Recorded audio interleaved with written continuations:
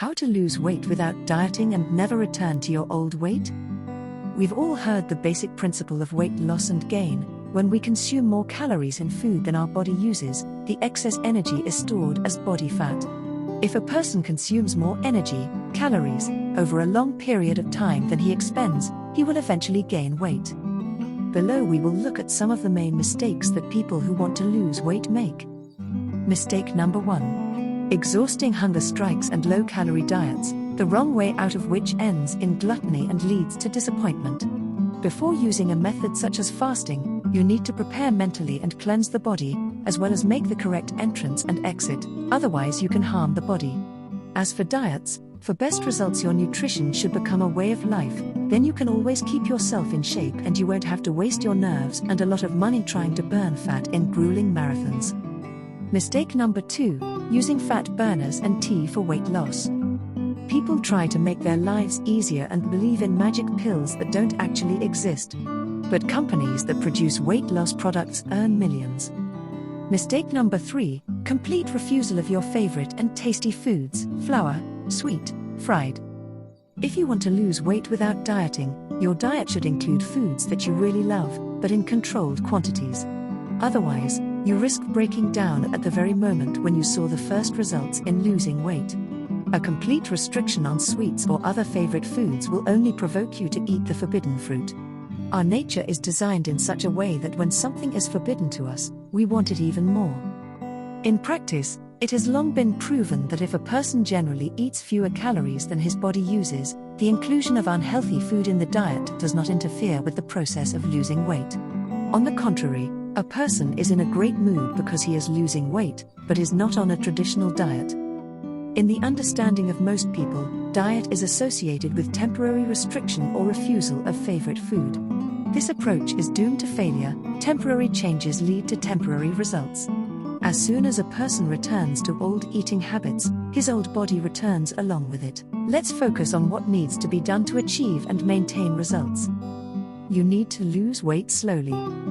All medical organizations recommend losing weight gradually, losing no more than 0.5 to 1 kilogram of weight per week.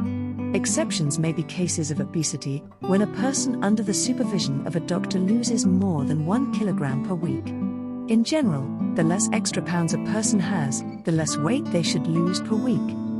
Primary calorie control. If you don't learn to control the number of calories you consume, you won't be able to lose weight.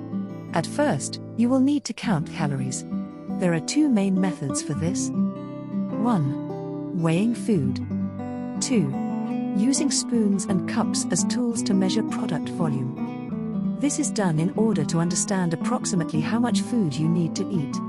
Over time, you will learn to determine by eye how much and what exactly you need to eat in order to control your weight. It is recommended to include the following products in your weight loss menu: whole grain cereals and breads, legumes, low-fat protein, poultry, fish, low-fat dairy products, lots of vegetables and herbs, several servings of fruit per day, healthy fats, olive, flaxseed oil, nuts, fatty fish. Avoid trans fats, which are found in large quantities in margarine, store-bought baked goods and fast food. Trans fats significantly increase the risk of developing cardiovascular diseases. Move more.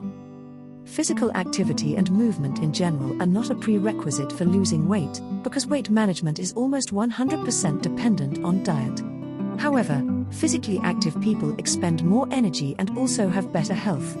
Walk, run, dance, weight train, do whatever physical activity you enjoy. Focus on the reflection in the mirror, not the numbers on the scale. If you want not only to weigh less, but to look good, evaluate the result by the reflection in the mirror.